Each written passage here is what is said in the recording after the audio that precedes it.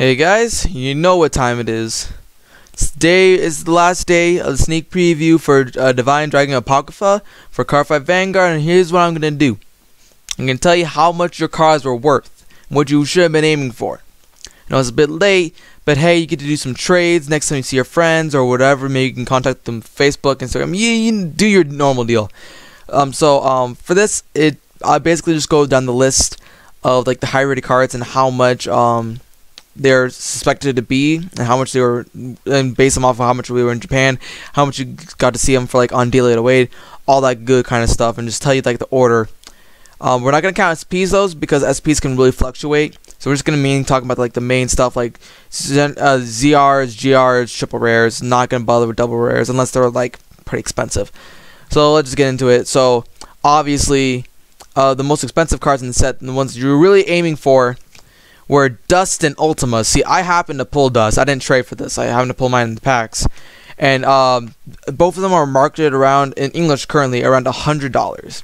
So basically, you're making back your money, but like, what would be 500%? 500% if you got within the $20 you spent to get the your opening packs. I happen to be able to buy 8 more packs, and that's where I open them up my Dust. But no, these are very high. They're very hard to get. They're very profitable, and they're worth like $20 extra more than their secret counterparts, which is really nice. Which the only little difference I can find is that they have the little signing right here for the Zero Dragons. If you guys can see that, you might not, but you guys know what I'm talking about.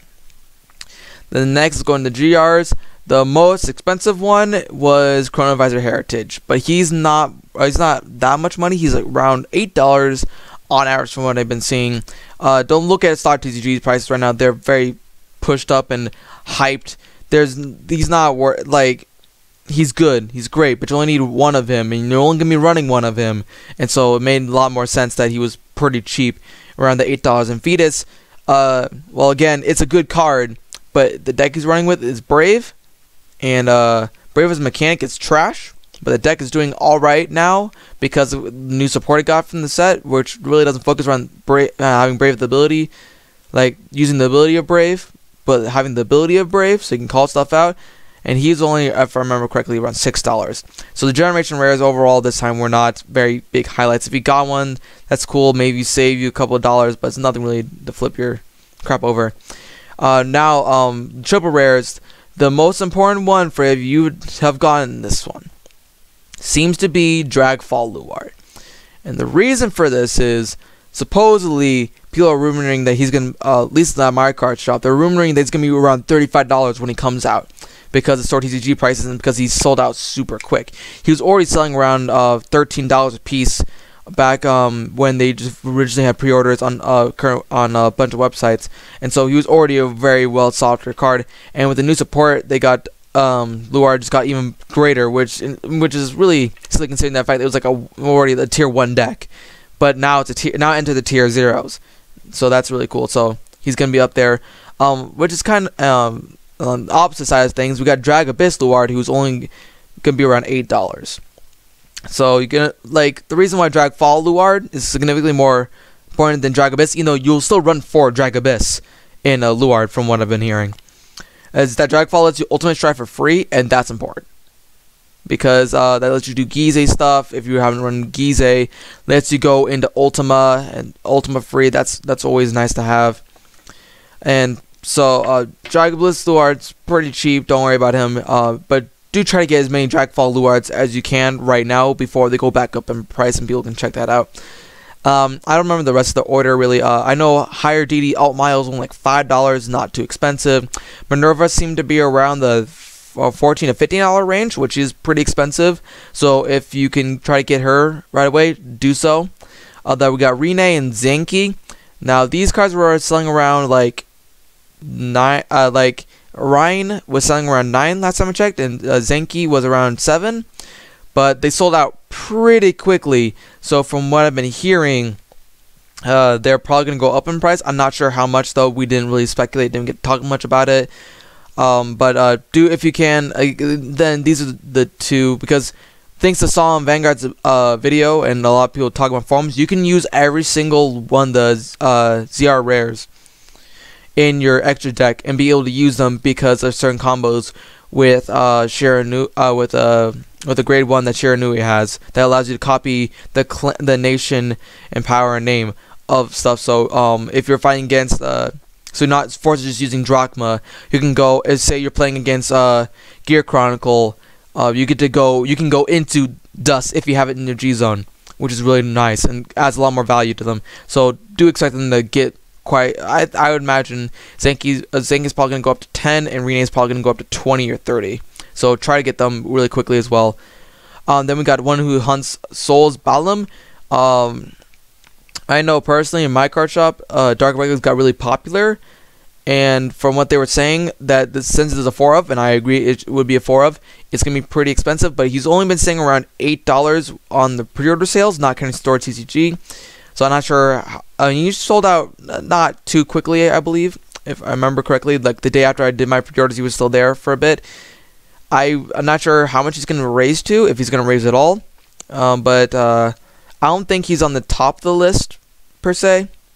But if you feel like he's going to be, go ahead and go get him. But I don't want to tell you that. Then one who proceeds towards Daybreak, Shaharat. Shaharat is going to be from.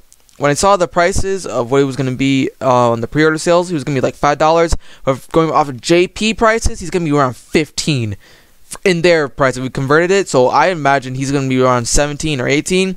So Shaharat, go get that. Go if you play Dark Regulars, go after Shaharat super quickly because he's going to be a pain in the butt to get later. And you don't want to do that.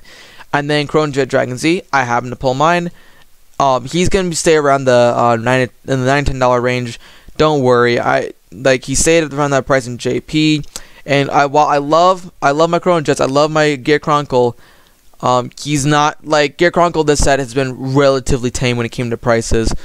Chrono Jet Dragon Z is gonna be around $9-10, and Visor is gonna be around $7 to $8. I'd imagine. Not gonna go up very high because while Chrono Jet Dragon Z is like the enabler for this new mechanics and stuff. That's it. He's just the enabler, and well, it's maybe important. A lot of people may feel like I don't want to bind stuff yet. I kind of like what we're doing here, where I get to count +1, add stuff to hand for free, count +1, get an extra attack in, and I understand that kind of mentality. I'm gonna just adapt with the deck because I love all things Chrono Jet, but it made that like. Uneasiness to like go into this new kind of format with the ZTB as well. I believe it's like stopping the price from skyrocketing higher than I thought, because I thought it was gonna be like $30 to $40 like Store TCG told me. But from what I've seen and from my personal playtesting using this card, it's not gonna go any higher than like maybe 15 if it's lucky. I wouldn't put too much worry on it. Chrono Jet Dragon Z should stay pretty low, and we can't forget about the promos we get. The new Harry and the new Nine Rose. I pre-ordered 4 of mine. I don't even know if you have to run 4 of them, but they're looking around $5 on ideally 808, and they sold out pretty fast. And I know Harry enters tier 1 to 1.5 ish, and Night Rose stays around tier 1 to possibly tier 0. I might have gotten that wrong. Solemn Vanguard did a video. I'll leave a link to the description down below. I messed up, but whatever. You guys know what I'm talking about. If you're buying boxes, you got nothing to worry about. If you're buying singles like I did, I'm not sure how much they're gonna rise up. Promos always kind of finicky like that. But I suggest finding some friends at your locals and just buying boxes from them.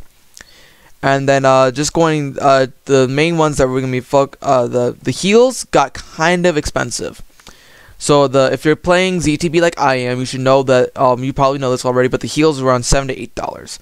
Now that's not super important to get. That's not terrible. That's not a terrible amount to pay, considering that with the new Chrono Jet and stuff, you're not counter charging as much because you have to take out stuff for like the new Mary Berry, what the heck.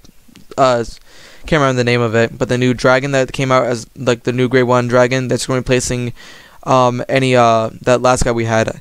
Can't remember, but he was a guy that could soul charge and soul blast, put him and something else at the bottom of the deck to counter charge. We're getting rid of him, but we're also getting a new crit deck counter charges, so maybe it's not going to be top of the priority. I've run the deck fine without them, but you're probably going to want to have them, so they're probably going to stay around the $7 to $6 range. I don't imagine it going up to 10, but who knows. The Remedy Angel, not important.